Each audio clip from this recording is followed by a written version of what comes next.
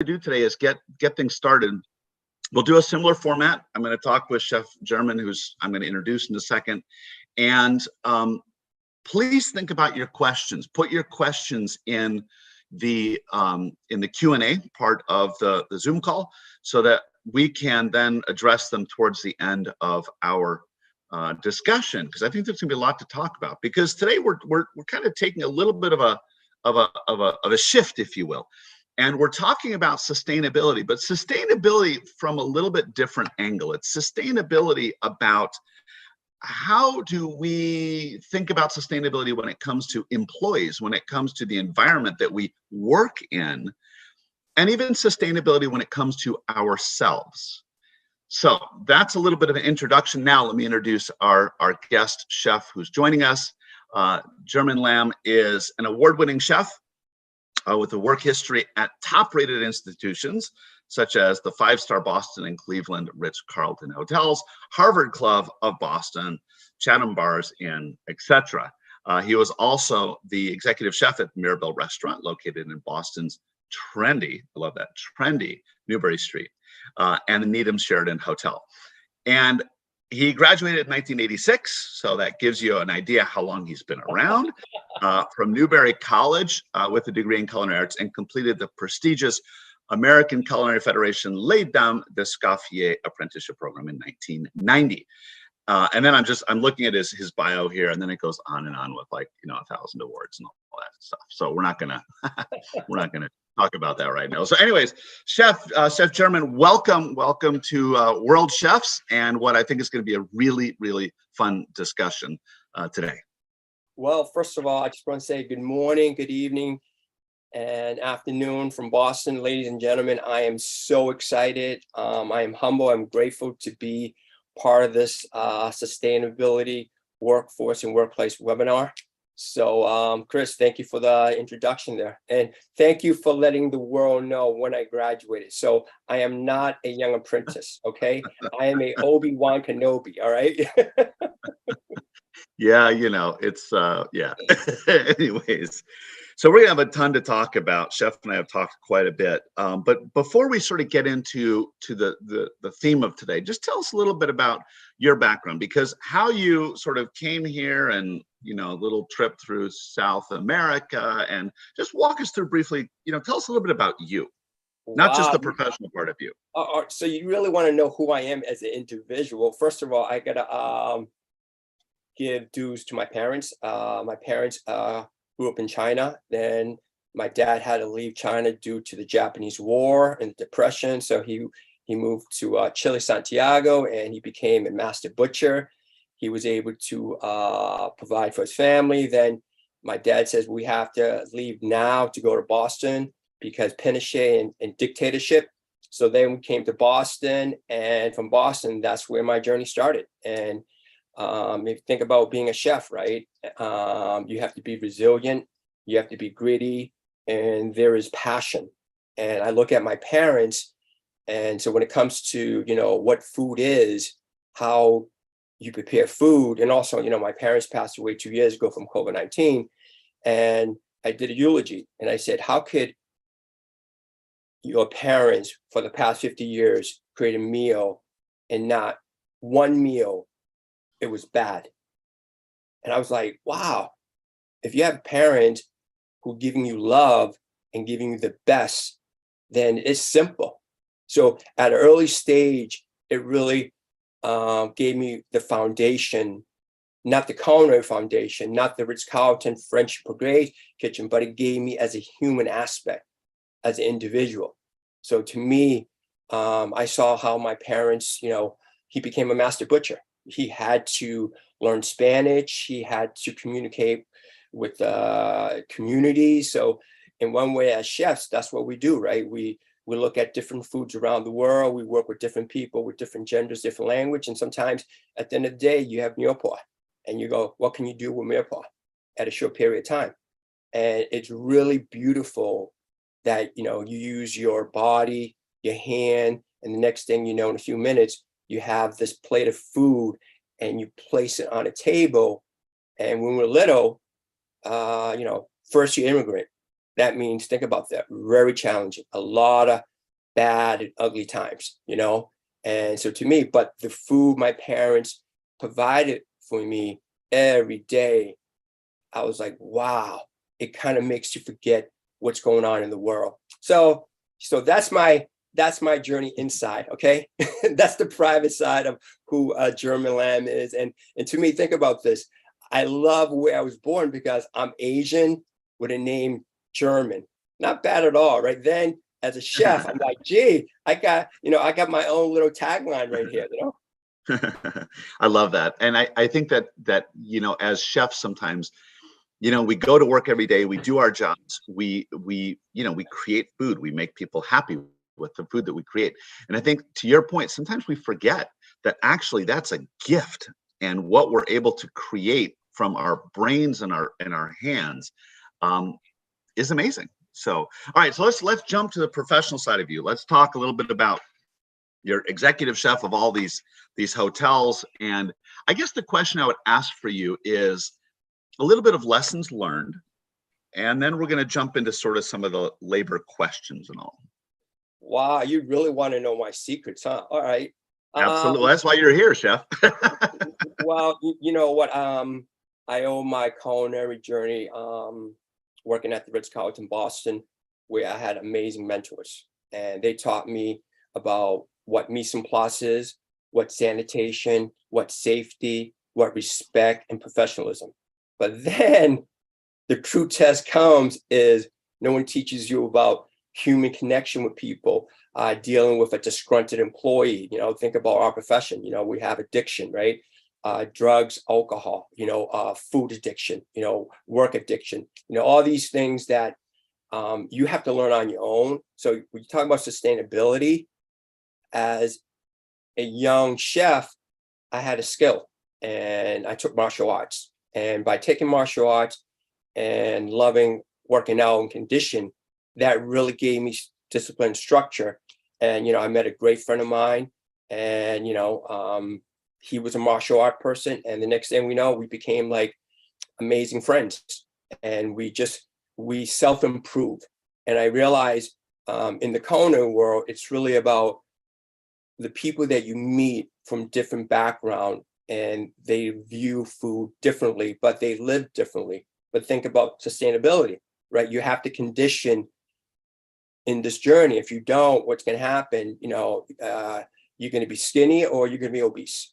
And to be able to be the best that you possibly can, that's really challenging, because there's a lot of addiction that I just mentioned, whether it's sugar, sodium, and beverages, So to me, it's a beautiful side of it, but then there's a side of it that you have to understand you're here for the long run. So for me, my whole life changed 5 years ago. I was a cancer survivor, and, I have a book. It's on Amazon. It's called The Dragon Turns to Water, Chef German Lam Fights Cancer with a Freestyle Lifestyle. And everyone wanted me to write a cookbook. I'm like, I can't compete. There are too many amazing master chefs out there who could write a recipe so beautiful, so elegant. But instead, my story and recipe is how I approach this word cancer. So I lived a healthy, clean lifestyle. I did everything to the T, A+, and I still got tagged. And I was like, wow, that's not fair. But then I realized the skills that I learned in the kitchen as a chef, but you're really not a chef, you're a CEO, because you're wearing so many different hats, and you learn from experience, you learn from the mistakes you make, and it teaches you about time management and about urgency. So think about sustainability. My whole body, mind, spirit got destroyed. I was Ash Wednesday. So I said to myself, how am I gonna rebuild myself? So I love engineering. I wanted to be an engineer. So in one way, the chef part was the second career. The engineering part was boring. So I said, okay, I got to be a chef now, right? So I work with people. I love to challenge people, inspire people, and especially from someone who had no idea what fine dining was, white tablecloth, French cuisine. I was like, one way, my brain was empty. But during my whole journey, meeting mentors, that's where I created a database of, I call my style freestyle. And that means whatever you teach me, chef, I'm going to make something that you're going to fall in love with me. This is an interesting comment because, I was in culinary schools for many years, right? And so there's always this push to teach skills, to teach, how to, and that's important, right? Because everybody in the kitchen, we get judged by what we can do. It's the food that we make every day.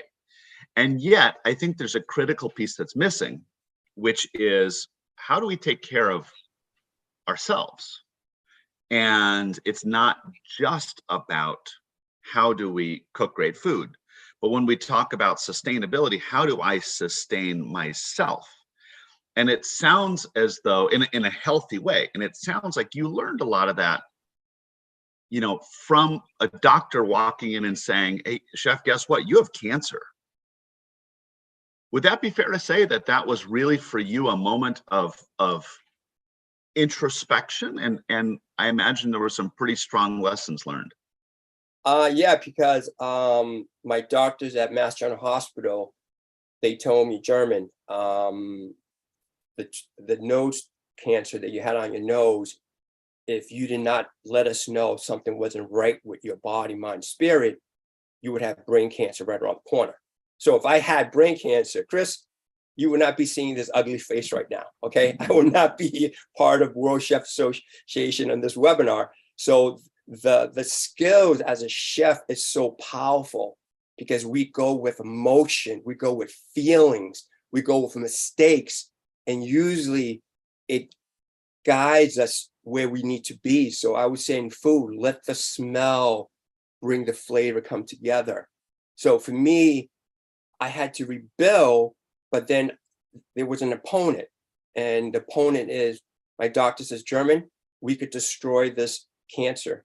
But just to let you know, 19 more tumor could grow just like that, any part of the body. And I was like, oh, fuck, what am I celebrating about? You know what I mean? So it really gave me a perspective of what my journey was and what I had to do, So when you talk about sustainability, and this morning I was talking to Lynn and I told her what time it was in Boston, because I was early. I said, Lynn, I have a gym, it opens at 5 o'clock in the morning. I was there at 6. And now I'm doing this webinar and I'm giving my best to you and to the audience that are participating today. So I have to do my part to actually be the best. So sustainability is, how can you be efficient with your energy, with your thought, because during the day, you really don't have a lot of time, but there's certain part of the day that I take an hour and a half, and it's all about mental, myself. I'm being selfish. And once I do that, now I say to the world, I'm yours. So for me, and it's not just about the physical side of things, because again, I think if we dig into this idea of sustainability from an individual standpoint, right? It's not just about the physical, is it? It's not just about hitting the gym and lifting some weights and doing some cardio. It goes beyond that. Yes, and these are my 4 pillars that I came up with: body, mind, spirit, and food. They all have to be A+, and they all have to be as one. So think about our profession: balance, the yin and yang, the Zen master. And to be able to commit to all 4 categories, it's very difficult. But then when there's a purpose, everything falls in place, So, and what I mean by that is, think about this: you have a disease, you have an addiction, you have injuries. Wealth and position will not defeat any of these 3. What will help you is the skills that I learned in the industry, and also my martial arts, music, art, Mother Nature, what it really feels to be alive at the moment, awareness. And in one way, these are the skills that you have to create. So the story I'm sharing with the world is, I'm not here to change you or talk about habits. It's about you as a chef, you have to find your recipe that you feel proud of. So to me, everything that I do, I know is I want to live to 100 years old. Why? I want to see my grandkids. So there's a purpose. The purpose of life is I want to celebrate my family's celebration. I want to, be with my friends. So that gives me that biggest goal, which is very hard. Think about that, right? And think about Father Time. Father Time is very vicious on you. As we get older, Father Time takes a lot of your skills away. So the things you're doing, sustainability, it's like I was saying, body, mind, spirit, and food. You have to find a recipe that works for you. So it really is, chefs, many of us, we put so much into the work that we do, and the hours and hours and the dedication. It's really important to take that time, and it's really important to find that balance. And I like what you said, Chef. It's about music and Mother Nature, and it's like building that sort of well-rounded life. And I think we tend sometimes not to. But all right, let's talk about something that's key on everybody's mind right now in food service, and that is labor. That is having a staff that's working for you. Just in many instances, at least here in the United States and other places I've been to, is there are just not enough workers out there, and there's this huge competition for people to work. And I think, and this is what I want to ask you, because what can we do as an industry to make that more sustainable? And in other words, how do we attract young people? How do we mentor young people? How do we keep employees who are perhaps maybe not so young and have maybe been in the business for a long time? What do we need to do as owners, chefs, etc.? What is our responsibility? I love that question. You contact Chef German Lam. German Lam will teach you, and we'll create a program of how to strengthen your workforce. And think about our business, right? We wear the white jacket. The white jacket's a very powerful jacket. It's about role model. And besides teaching you how to cook, mise en place, safe serve, butchering, and all that, there's another skill that you need to do is you need to condition your individuals. And by doing that, you're creating a connection, because the job itself, it's easy, 9 to 5, you go in there, you can't change anything. But you as a person, that is the connection, right? Because if I was interviewing someone, I would not have to do a hard sell and explain to them, okay, you know what? I have a position, so and so. I mean, if you're talking about money, it's really nothing, because it's great that you go to work and you have someone who loves you. It's like a parent. That's what needs to happen. Meaning, the youth and the veterans, they need to kind of re-educate themselves and reset themselves. And think about sustainability, right? Your presentation, when you wear the white jacket, there's confidence, there's self-esteem, and that person says, wow, I'm going to learn a lot from that person, not just about cooking.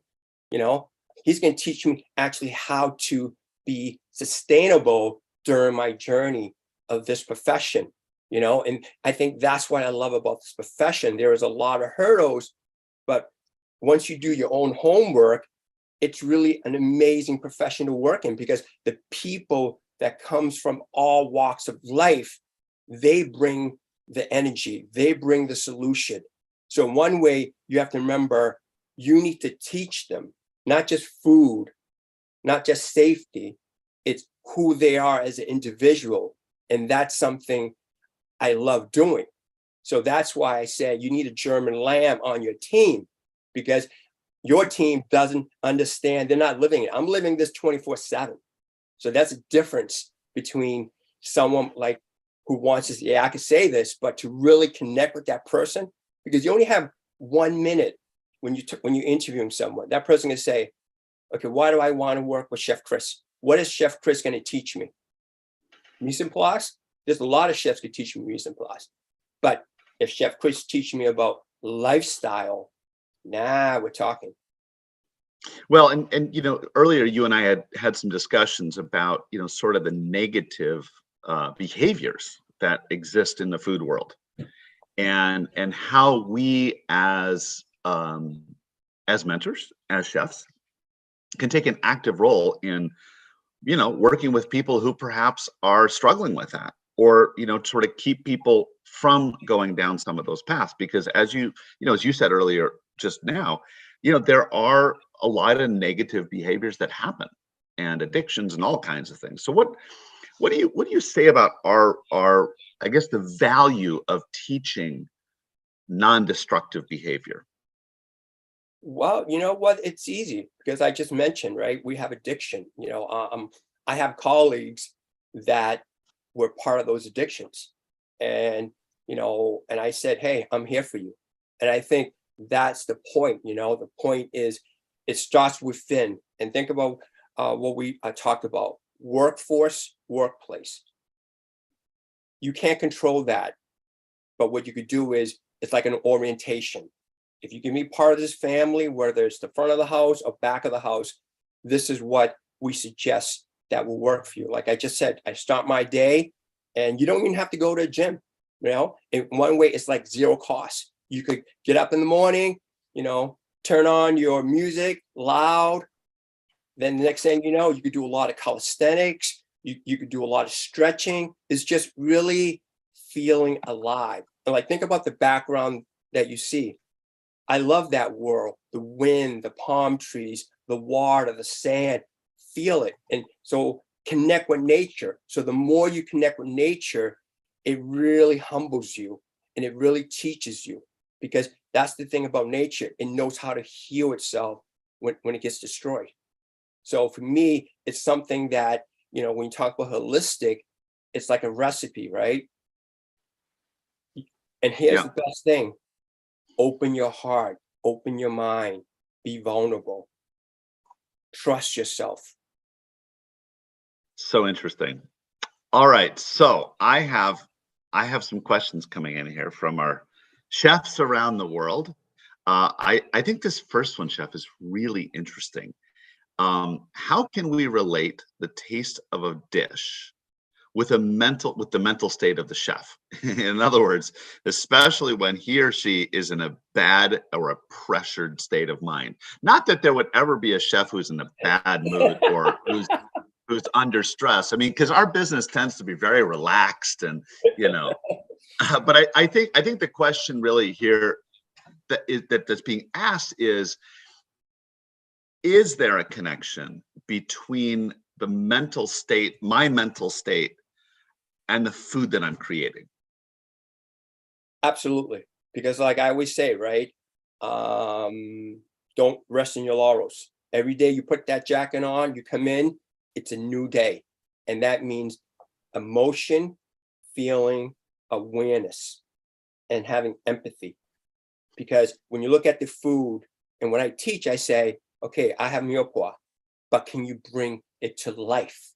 And that means you have to look at it, you have to taste it, you have to see what technique, preparation method am I going to approach it. You just can't go, okay, great, I have organic, I have Kobe, I have foie gras, truffle. No, it doesn't work that way. You have to put your heart into it.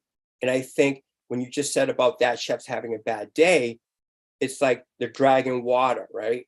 And I would say most chefs are dragging. And think about their dragon, right? They're very mean, they're ego, they have this, attitude like prima donna, but then there's water. You have to be fluid. You know what I mean? It's like follow it. That's the beauty of cooking. Everybody wants to control it. And I feel they forgot about what they learned from the beginning. And that's where, when you were talking about skills, it's about cooking, it's about trust, what you see, what you smell, and when you taste, revise it until you feel like that's the beauty of it. So it's like love. I mean, that's the word I say. People says love, yeah, but love is a word, but then you have to do a lot to it. You know what I mean? You have to strengthen it. You have to sculpture it. It has to be broken. So now you can bring it back the way you want it. So I think when you talk about chefs who are mentor, they're in a way saying, can someone help me? That's Interesting, what I because would say. yeah, I very much like your answer, because I think there is an overlap. I mean, clearly, every one of us in the business, we've had bad days, right? And we still have to make great food. That's what we do. And yet, if you've been working around people who are genuinely passionate about what they're doing, that's super contagious. And anyways, just yes. All right. I have a bunch of questions all of a sudden coming in. So there's a question here about menu engineering and how that could help us in food sustainability. I'm going to table that question, Chef. But Lynn, let's put that as a parentheses for the future, because I think there's a lot more to talk about there. So that's really cool. Thank you. All right. In Canada, some restaurants are now expecting 30% tips. Any thoughts on that? Is that where we need to go to attract people and keep people? Well, when I started in this industry, I was a busboy and I was a waiter.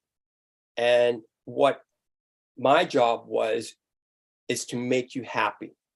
So one way, you are ambassador to the institution. So when you're in front of the house, forget 30%. How about 50%? How about 60%? You know what I mean? Because what you're doing is you're connecting with your audience, and your audience is going to feel appreciated, not just suggestion on the menu or beverage or special, but the way you are connecting with them.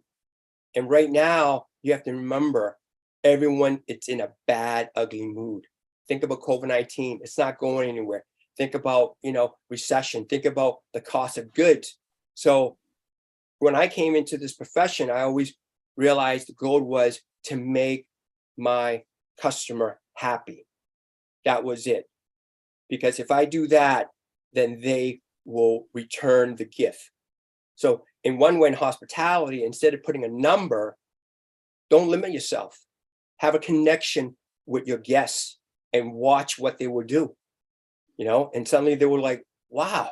So but you're the standard. You're the one that has to create this. So it's like reteaching, So for 30%, sure. But here's this. My wait staff better have amazing etiquette, amazing connection. Translated, you gotta work for it. All right, Chef. We've got two more really quick ones here, because we're about out of time. But I just love this question because it's coming from somebody who's more junior in our industry. Hello, great chef of the world. That's for all of us. I have a question that I didn't.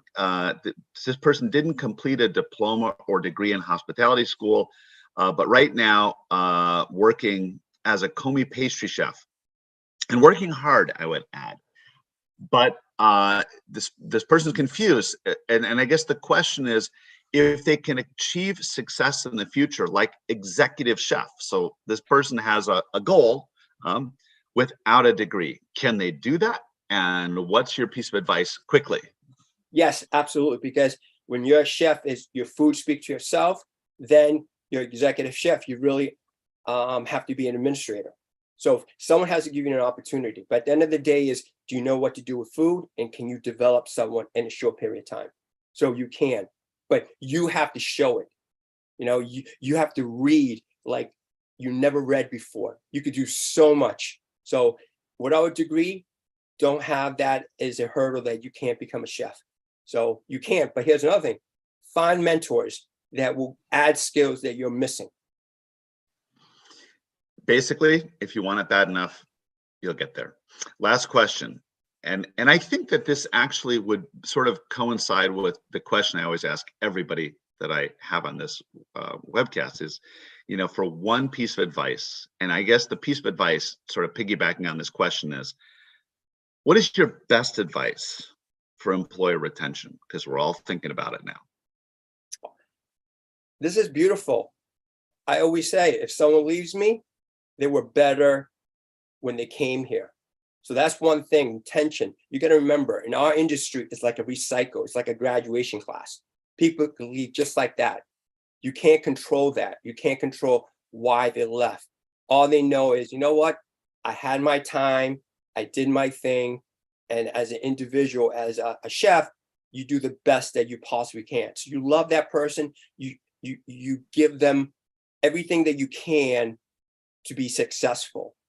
So for me, it's like, if you leave, no problem, because I have another person coming in and we do the recycling. So it's like, in our business is mentorship over and over, because if there is no solution for retention, that is something that, to me, I would say it's a waste of time, because you can't control that. So control the things what you could control that connection, that relationship with that person, not just as a workplace, but also as who he is as a human being. Because if you really think about that, that is the missing part. Well, thank you. I think that that's a really good way to wrap this up, you know, and there are some other questions coming. We just don't have time, unfortunately. I'm sorry, but you know, invest in the people you work in, body, mind, and spirit, the whole piece, not just, you know, can have good knife cuts. So Chef, a huge thank you. Again, Chef is a wonderful book out there. Also, you know, works with organizations that do this and want to improve. So he's there. I will say, just as a quick little comment, because normally I have this beautiful background in back of me, and today couldn't get that to work. So like I'm sitting in a cave. Chef is sitting on the beach and I'm sitting in what looks like a cave. Anyways, last question or last comment is, please don't forget that we launched the digital sustainability curriculum with the Chef's Academy. So please check it out. It's really, really wonderful. And it is there for everybody around the world. It is free. So do it, learn, improve, and change the world. And so with that, a huge thank you to everybody who's joined us. Lynn and Paris, as always, you are amazing. And Chef, thank you for taking the time to be with us today. Have a great day, everybody.